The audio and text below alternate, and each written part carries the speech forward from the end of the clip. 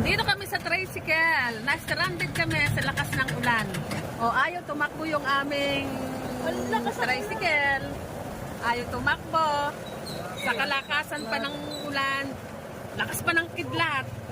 O, kumikidlat-kidlat pa. Na-stranded pa kami. Naubusan yata ng gasolina. O, ang aking kadate.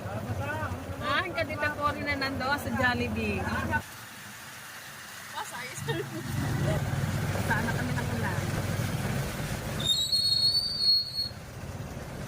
Oh my God!